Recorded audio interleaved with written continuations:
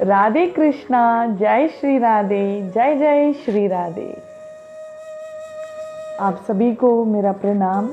मैं कृष्ण प्रेमिका आप सबको आपका ही भक्ति चैनल में स्वागत करती हूँ। राधे राधे। तो प्रिय भक्तों, आप सभी के लिए एक बहुत ही प्यारा संदेश के साथ आई हूँ। पता है, आज बहुत बड़ा महा उत्सव है। हम अपनी चैनल पर आज मेरे राधे श्याम की कृपा से और हमारे सतगुरुदेव भगवान की कृपा से आज हम भगवत गीता की पाठ शुरू करने वाले हैं। हाँ, आज तक भी हमने अब तक भी गीता का ही मैसेजेस भेज रहे थे, वीडियोस, बट आज संपूर्ण गीता की हम पाठ आरंभ कर दिया। आज पहला अध्याय की समरी देखेंगे, फिर दूसरा, तीसरा, ऐसे 18 अध्याय की समरी ट्रेलर खत्म होगा, तब हम मेन मूवी पे ध्यान देंगे। एक एक चैप्टर, एक एक श्लोक से, एक एक चैप्टर से सब श्लोक वाइज हम पाठ करेंगे। तो आप सबसे हाथ जोड़कर विनती करती हूँ, जो आप तक भी मेरे चैनल को सब्सक्राइब नहीं किया तो कृपया सब्सक्राइब कर दीजिए, ताकि आपको मेरे आगे वाली वीडियोस की नोटिफिकेशंस मिलते रहें, तो आप लाभ लेते रहें। और एक और रिक्वेस्ट भी है, आपकी प्यारा जो भी फैमिली, फ्रेंड्स, सबको ये वीडियो शेयर कीजिए, ज़्यादा से ज़्यादा लोग को शेयर कीजिए। गीता की वाणी सब सुने और सब लाभ लें। चलिए अब गीता का पहला अध्याय में हम प्रवेश करेंगे। उससे पहले राधे श्याम और मेरे सद्गुरु की श्री चरणों में मेरे कोटि कोटि नमन समर्पित करती हूँ। हम राधे श्याम को वंदन करते हुए गीता पाठ शुरू करेंगे। ओम परमात्मने नमः। वसुदेवं सुतं देवं कंसचानूरमर्दनं देवकी परमानन्दं कृष्णं वंदे जगद्गुरुं। श्रीमद् भगवद गीता की जय। तो अब पहला अध्याय में क्या हुआ, हम सबको पता ही है। पहला अध्याय में भगवान श्री कृष्ण ने एक श्लोक में भी उनकी उपदेश दिए नहीं। पहला अध्याय है क्या, महाभारत की भूमिका बोल सकते हैं। मतलब भगवत गीता भगवान ने उपदेश देने का कारण ही पहला अध्याय बोल सकते हैं। मतलब what is Bhagavad Gita, why Bhagavad Gita is most needed in our life, इस क्वेश्चन का आंसर पहला अध्याय। एक बात बताऊं, महाभारत युद्ध कुरुक्षेत्र, धर्म क्षेत्र कुरुक्षेत्र में द्वापर युग में हुआ था। भगवान श्री कृष्ण ने भी अर्जुन का प्रतिकूलता, अर्जुन का प्रॉब्लम्स, अर्जुन का कंफ्यूजन, अर्जुन का डिप्रेशन, स्ट्रेस, एंग्जाइटी, ये सब दूर करने के लिए गीता उपदेश दिए हैं। प्रिय भक्तों, मैं आपको ये बताना चाह रही हूँ, जो महाभारत है वो 18 दिन में खत्म हो गई। इतिहास में 18 दिन की थी, खत्म हो चुकी है। भगवान श्री कृष्ण ने उपदेश भी दिए हैं। क्यों दिए हैं? It's not only for Arjun. और अब हमारा जो जीवन है, इसमें रोज की रोज महाभारत है। उस महाभारत को कैसे टैकल करें, लाइफ को कैसे जीते, लाइफ को कैसे जिए, इसलिए भगवत गीता को पढ़ना ज़रूरी है। ये सिखाती है पहला अध्याय का नाम क्या है पता है? अर्जुन विषाद योग। इसका मतलब क्या है?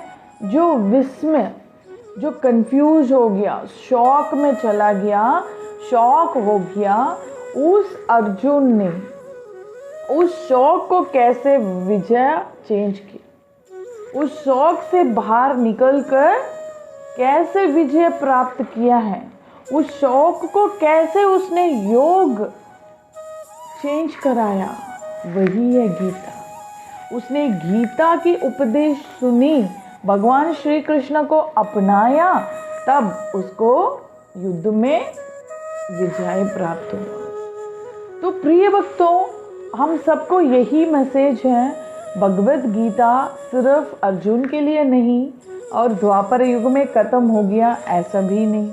इस कलयुग में भगवान कहते हैं गीता की श्लोक के रूप में मैं जीवित हूँ, मुझे स्पर्श करना है तो गीता को टच करो, गीता को पढ़ो। तो हमको भी गीता पढ़नी चाहिए। गीता पढ़ने का नियम लेने से क्या होता है? जो अर्जुन को कंफ्यूजन दूर हुआ, जो क्लैरिटी हुआ, महाबाहो अर्जुन ने जो युद्ध किया और विजय प्राप्ति हुआ, इससे बड़ी बात तो कृष्ण भक्ति उनको प्राप्त हुआ है।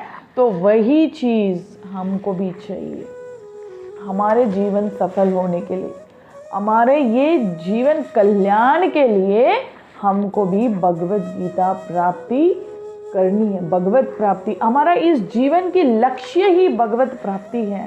तो उसका पहला स्टेप ही भगवत गीता पढ़ना। तो भगवत गीता मैंने कई बार कह चुकी हूँ, भगवत गीता इज नथिंग बट, वो इतिहास नहीं है, ग्रंथ वेद ये सब तो है, but it's most important manual book for our life. Gita teaches us how to live our life, what to do, what not to do. So we must read Gita at least once in a lifetime. तो रोज की रोज गीता पढ़ रहे हैं तो उनका आनंद ही अलग है। चलिए अब सुने, गीता पाठ में प्रवेश करेंगे। तो पहला अध्याय में क्या हो रहा है? सीन 1। तो पहला अध्याय की महाभारत की जो स्टार्टिंग है वही पहला अध्याय है। पहला अध्याय में क्या हो रहा है? जो 12 साल वनवास के बाद 1 साल और अज्ञातवास भी कर जो पांडवों ने आए थे और दुर्योधन से अपने हक का आधा राज्य मांगे, उस लोभी दुर्योधन ने मना कर दिया, वक्त मना कर दिया, नहीं दे सकता मैं। फिर भगवान श्री कृष्ण ने भी उनको मैसेंजर बनकर गए थे। भगवान ने पांडवों के लिए भगवान गए थे। क्यों? पांडवों के साथ धर्म है, धर्म के अनुसार पांडवों ने अपने जीवन चला रहे थे, इसलिए भगवान श्री कृष्ण पांडवों के साथ थे। तो उसने दुर्योधन ने भगवान श्री कृष्ण को भी अपमान किया, भगवान कृष्ण की बात नहीं माने। और भगवान श्री कृष्ण को दुर्योधन ने क्या कहा पता है? जो जमीन पे सुई घुसाने से जितना भी मिलती है उतना जमीन भी मैं, सुई के हिसाब का उतना जमीन भी मैं नहीं दे सकता बिना युद्ध का। तो युद्ध करना निश्चय हुआ। तो युद्ध की स्थली धर्म क्षेत्र, कुरुक्षेत्र चूज किया गया। आप लोग को ये भी सोचना चाहिए, हस्तिनापुर कहाँ है, कुरुक्षेत्र कहाँ है, इंद्रप्रस्थ कहाँ है ना? अगर युद्ध करना है तो अगल बगल में कहीं कर सकते हैं, क्यों स्टेट टू स्टेट? अब तो कुरुक्षेत्र तो हरियाणा में है, हस्तिनापुर दिल्ली है ना? तो क्यों ऐसा हुआ पता है? उस समय की बात, जो कुरु वंश की राजा कुरु थे वो बहुत ही अच्छे थे, बहुत ही भक्तिमान, धर्म के अनुसार चलने वाले थे। उन्होंने उस क्षेत्र में जो धर्म क्षेत्र कुरुर क्षेत्र, उस कुरु राजा कुरु ने उस क्षेत्र में बैठकर तपस्या की है, धर्म को उगाया, धर्म को बीज जैसे उगाया, धरती पर धर्म को उगाया। तो धर्म को पालने के लिए उन्होंने कई साल उधर तपस्या की है। इसलिए उस क्षेत्र के नाम, उस राजा कुरु के नाम से कुरुर क्षेत्र, और धर्म को स्थापन करने के लिए, धर्म के लिए उन्होंने तपस्या किया है, इसलिए धर्म क्षेत्र भी कहा जाता है। और क्यों धर्म क्षेत्र कुरुर क्षेत्र चूज किया गया है? क्योंकि वो धर्म का ही क्षेत्र है, नाम में ही है। तो जो भी युद्ध कर रहे हैं ऐसा ही जगह पे चूज करते हैं, क्योंकि युद्ध में जो भी मरेंगे, प्राण त्यागेंगे, उनको अच्छे क्षेत्र में, धर्म क्षेत्र में प्राण त्यागेंगे तो उनका भी कल्याण होगा, उस जीव को, उस आत्मा को सतगति मिलेगी। इसलिए उस धर्म क्षेत्र कुरुक्षेत्र चूज किया गया। ठीक है, अब युद्ध करना, तो युद्ध डिसाइड हो गया, युद्ध का प्लेस डिसाइड हो गया, युद्ध का डेट डिसाइड हो गया, सब चीज़ें, पांडवों भी रेडी हैं, कौरवास तो पहले से रेडी हैं। तो उसने, दुर्योधन ने भगवान श्री कृष्ण से हेल्प मांगने गया, ब्लेसिंग्स मांगने गया, तो भगवान ने उसको अपने अनुसार जो मांगा, नारायण सेनी भी दे दिया, उनका नारायण सेना दे दिया। अर्जुन ने जो मांगा, सिर्फ आप मेरे साथ हो प्रभु, मुझे काफ़ी है, आप सबसे बड़ा है। तो अर्जुन ने भगवान को अपने साथ चूज किया है। तब भगवान अर्जुन को भक्ति को, इतने भक्ति में प्रसन्न होकर भगवान ने अर्जुन का सारथी बने। द्वापर युग में अर्जुन के लिए भगवान उसके रथ की सारथी बना, और हम आज भी भगवान के चरणों में सरेंडर हो जाएंगे, वो हमारा लाइफ का ही सारथी बन जाएंगे। हमारा लाइफ को कैसे जीना, जैसे ड्राइवर सीट में कृष्ण को बिठा दिया तो पीछे बैठने वाला निर्भय चल सकते हैं। कहीं एक्सीडेंट होगा, कहीं डायरेक्शन इधर उधर होगा, कोई चिंता नहीं, कोई शौक नहीं, हम आराम से रह सकते हैं। तो प्रिय भक्तों, कृष्ण को अपना ड्राइवर सीट में बिठा दो, अपने जीवन को चलाओ। ठीक है, तो यहाँ ऐसा शुरू होती है महाभारत युद्ध। और पता है, महाभारत युद्ध हो रही है कुरुक्षेत्र में, पूरा हस्तिनापुर खाली पड़ा है, सिर्फ उधर कौन रह रहा है? राजा धृतराष्ट्र। राजा धृतराष्ट्र तो अंधे थे ना, उनका नेत्र नहीं है, तो वो क्या करेंगे, इसलिए वो सिर्फ अकेला उधर पड़ा है और बाकी सब कुरुक्षेत्र युद्ध स्थल में तैयार हो रहे हैं युद्ध के लिए।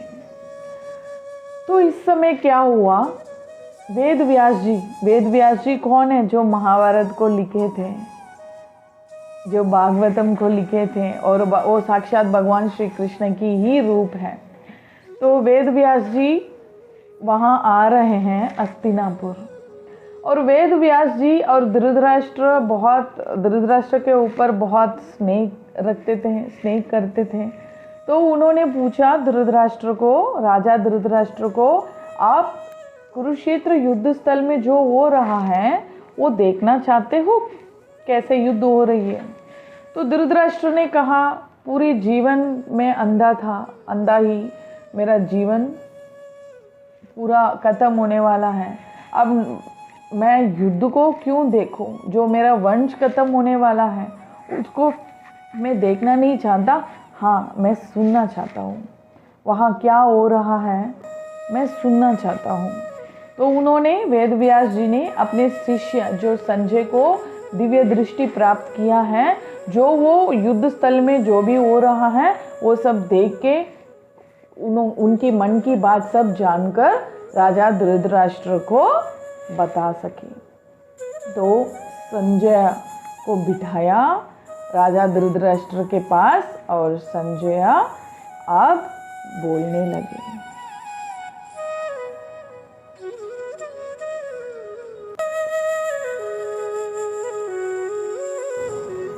तो संजय से राजा धृतराष्ट्र पूछने लगे। और हाँ, एक और बात भी है, क्यों वेद व्यास हस्तिनापुर आए हैं धृतराष्ट्र से युद्ध का बात करने, पूछने? क्योंकि युद्ध तो 10 दिन, युद्ध होकर 10 दिन बीत गया। 10वें दिन में पितामह भीष्म अपने रथ से गिर पड़े हैं। तो ये संदेश राजा धृतराष्ट्र को पहुंचाने के लिए वेद व्यास गए हैं। जो धृतराष्ट्र को तभी मन से इच्छा उठी, उधर क्या हो रहा है मैं जानना चाहता हूँ, क्योंकि भीष्म पितामह गिर गए। भीष्म पितामह सिंह के समान है और वही गिर चुके हैं, वो सिर की सैया पे पड़े हैं। तो मैं जानना चाह रहा हूँ वहाँ क्या हो रही है। तो पहला श्लोक ही धृतराष्ट्र उवाच है ना। महाभारत की युद्ध की संकल्प भी कौरवास ने किया और भगवत गीता की शुरुआत भी वही कर रहे हैं। धृतराष्ट्र उवाच से शुरू हो रही है। एक और बात बताना चाहती हूँ, भगवत गीता का अर्थ क्या है, किसके बारे भगवत गीता बताती है? इसका असली अर्थ ये है, जो पहला श्लोक धर्म क्षेत्रे कुरुक्षेत्रे धर्म, और जो 18 अध्याय की लास्ट श्लोक है वो योगेश्वर कृष्ण शुरू होगी, ममा खत्म होती है। तो इधर धर और माँ, ये दोनों को मिलाने से धर्म। तो धर्म के बारे भगवत गीता हमको सिखाती है, इसलिए भक्तों हमको गीता पढ़ने का नियम ज़रूर लेनी चाहिए। चलिए अब धृतराष्ट्र पूछते हैं। इस पहला अध्याय में टोटल 47 श्लोक हैं। इसमें भगवान श्री कृष्ण एक ही लाइन बात कर रहे हैं, इसमें कोई भी भगवान की उपदेश नहीं है। तो पहला श्लोक है जो धृतराष्ट्र पूछते हैं, और सेकंड श्लोक से दुर्योधन का खेल, ठीक है, दुर्योधन की कपट वर्णन किया है। उसके बाद 12वां श्लोक तक, 12वां श्लोक में भीष्म पितामह अपने शंख बजा रहे हैं, ठीक है। 20 से 27 तक कृष्ण दोनों सेना के बीच में रथ खड़ा कर रहे हैं। उसके बाद 27 से 47 तक अर्जुन का कन्फ्यूजन्स चल रही है, ठीक है। तो अब देखते हैं। तो पहला श्लोक, धृतराष्ट्र उवाच धर्म क्षेत्रे कुरुक्षेत्रे समवेद युयुत्सवा मामकास् पांडवाश्चैव किमकृत संजया। धृतराष्ट्र पूछ रहे हैं,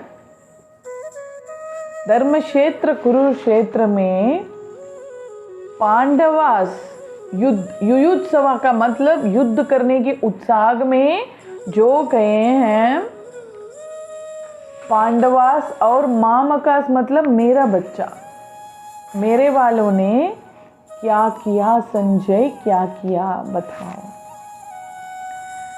तो संजय बताने लगे। दूसरा श्लोक में क्या हो रहा है, दुर्योधन ने जैसे दोनों सेना इकट्ठा हुई, दुर्योधन की सेना पांडवों से भी बढ़कर है, 4 गुने बढ़कर है। फिर भी दुर्योधन को जब पांडवों ने बहुत ब्रेवली आकर कुरुक्षेत्र में खड़े हुए हैं, तो दुर्योधन को थोड़ा सा टेंशन हो गई, हम जीतेंगे कि नहीं जीतेंगे। और दुर्योधन तो बहुत ही कपटी है ना, कपटी है, बहुत ही चालाकी है। तो दुर्योधन के मन में ये आया, भीष्म पितामह और द्रोणाचार्य दोनों को ही पांडवास बहुत पसंद है, और भीष्म पितामह के लिए दोनों ही बच्चे थे। पांडवास तो धर्म के अनुसार चल रहे थे तो उनको ज़्यादा पसंद करते थे, और उनको पिताजी भी नहीं है तो एक्स्ट्रा प्यार तो देना पड़ता है ना। बट इस दुर्योधन की कपटी के वजह वो कौरवास की साइड खड़े रह गए। और द्रोणाचार्य का बेस्ट स्टूडेंट है अर्जुन, तो ये क्या इसके मन में क्या आ गया है, अब ये सॉफ्ट कॉर्नर युद्ध में ना दिखा दे ये दोनों पांडवों के ऊपर, उनको तो कैसे भी जीतना है। तो और द्रोणाचार्य को ज़्यादा गुस्सा दिलाने के लिए, पांडवों के अगेंस्ट गुस्सा होने के लिए, चिढ़ाने के लिए वो पांडवास के बारे कुछ कपटी बातें सब बोलने लगा। द्रोणाचार्य को ये पसंद नहीं है और वो कुछ बोलना भी नहीं चाह रहे हैं, क्योंकि वो तो मूर्ख है, उससे कुछ बोलेंगे और ज़्यादा बात बढ़ेगी तो प्रॉब्लम, ऑलरेडी हम युद्ध करने खड़े हैं तो और प्रॉब्लम्स बढ़ाना नहीं, तो इसलिए वो चुप है। और बड़े हमेशा चुप रहते हैं, छोटे ही ब्ला ब्ला ब्ला करते हैं ना, बड़े चुप रहते हैं। इसका बहुत ही बात चल रहा था। तो नेक्स्ट श्लोक में, ठीक है, यही वर्णन हो रही है। तो इस श्लोक को ये जो इसकी कपटी चालाकी देख नहीं पा रहे थे भीष्म पितामह, तो भीष्म पितामह के लिए ये कहा वो तो बहुत ही ओल्ड एज हो गए हैं, पता नहीं करेंगे ना करेंगे कैसे करेंगे, इसलिए जो भी यंग राजा थे उसकी सेना में उनको कहा भीष्म पितामह को थोड़ा देखभाल कर दीजिए, ऐसा कहा उसने, इंसल्ट करने जैसे। तो भीष्म पितामह को भी गुस्सा आया, बट उन्होंने कुछ बोला नहीं। उन्होंने दुर्योधन को चुप कराने के लिए क्या किया, 12वें श्लोक में उन्होंने अपने शंख बजाए, अपने शंख बजाकर दुर्योधन को चुप कराया, देख मैं तो रेडी हूँ, ऐसा करके बोलने के लिए। उसके बाद विदाउट एनी इन्फॉर्मेशन, पहले युद्ध शुरू हो रहा है तो सिग्नल तो मिलनी चाहिए ना, विदाउट सिग्नल इस दुर्योधन की टॉर्चर से भीष्म पितामह ने शंख बजा दिया, तो अपने पूरे कौरव सेना शंख बजाने लग गई। तो इन्होंने शंख बजाकर युद्ध के लिए तैयार है बोल दिया, तो पांडवों की तरह से हमारे भगवान प्यारे श्री कृष्ण ने भी अपने पंचजन्य शंख को बजाए थे 15 नंबर श्लोक में। उसके बाद अर्जुन ने अपने देवदत्त शंख को बजाया, उसके बाद युधिष्ठिर ने अनंत विजय शंख को बजाया, और भीमसेन ने पांड्रम नाम की शंख बजाया, और नकुल सहदेव भी अपने शंख को बजाए थे। ठीक है, उसके बाद दोनों सेना सब शंख बजाकर सब तैयार हो गए। उसके बाद क्या हुआ, 12वें से 19वां श्लोक तक सब शंख बजाकर कौन कौन किस किस की आर्मी में, सेना में कौन कौन है, ये सब वर्णन हो रही है। 20वां श्लोक में शंख भी बजा दिया, सब रेडी हो गया, अब अस्त्र शस्त्र छोड़ना है, शस्त्र छोड़ना है। तो इस समय क्या हुआ, अर्जुन को मन में पता नहीं क्या हुआ, अर्जुन ने कहा अच्युता ऋषिकेशा भगवान, आप दोनों सेना के बीच में मेरा रथ को खड़ा करो। तो भगवान को समझ नहीं आया, अब तो युद्ध शुरू होने वाली है, शस्त्र छोड़ना है, अब इस समय ये रथ को चलाओ, दोनों सेना के बीच में खड़ा करो, ये क्या कॉमेडी कर रहा है। फिर भी भगवान कुछ नहीं बोले, भगवान कुछ नहीं बोले। तो भगवान ने रथ को चलाया, दोनों सेना के बीच में कहाँ खड़ा किया पता है, जहाँ बड़ा बड़ा लोग खड़े हैं, जैसे आचार्य द्रोण खड़े हैं, पितामह भीष्म खड़े हैं, कृपाचार्य खड़े हैं, वहाँ जाकर खड़ा कर दिया। भगवान भी कोई तो कम थोड़ी है। तो क्या हुआ, और अर्जुन वो सब देखकर बहुत चिंता हो गया, अर्जुन बहुत शॉक हो गया, बहुत ही चिंता कर रहा है। तो वो उस समय और खड़े कर कर भगवान ने देखा, देखो युद्ध करने के लिए उत्साह से आया वाला इस कौरवों को देखो, अर्जुन देखो, ऐसा शब्द भगवान ने बताया 25वां श्लोक में। ठीक है, उसके बाद अर्जुन तो देख रहा है दोनों सेना और कौन कौन सेना में है, कौन कौन आए हैं, सबको युद्ध करने वाला जैसे नहीं देखा, अपना संबंध, अपने बंधुओं, ये मेरा दादाजी है, ये मेरे गुरु हैं, ये मेरा मामा है, मेरा बंधुओं है, मेरा सखा है। तो सबको ऐसा देखने लगा तो वो बहुत ही व्याकुल हो गया, बहुत विषम हो गया और उसको युद्ध करने का मन नहीं है। तो भगवान से क्या कहने लगा पता है, मैं कितना बड़ा पाप करने जा रहा था। ये सब मेरे गुरु, मेरे दादा, मेरे इन सबको मार कर मैं नरक भुगतना पड़ेगा मुझे। तो माधव मैं युद्ध नहीं करना चाहता हूँ, तो क्या करना चाहता हूँ? भगवान पूछ रहे हैं। तो मैं नहीं करना चाहता इस पाप से, मुझे ये पापी काम नहीं करनी है। इससे अच्छा है मैं वनवास ही चले जाऊं। इनको मारकर मुझे इंद्र की पदवी मिल जाए, मुझे नहीं चाहिए। मुझे स्वर्ग प्राप्ति भी मिले, नहीं चाहिए। तो इन सबको मारकर मुझे जो राज्य मिलेगा उसमें मैं खुशी नहीं रहूंगा। तो युद्ध ही नहीं करना है तो तू युद्ध करने क्यों आया, पूछेंगे ना कोई भी। तो अर्जुन कह रहे हैं वही तो मेरे भूल हो गई, मैंने कितना बड़ा पाप करने लगा। अब मुझे समझ आ गया है, अब मुझे युद्ध नहीं करना है। इन सबको मारकर मुझे नरक नहीं जाना है।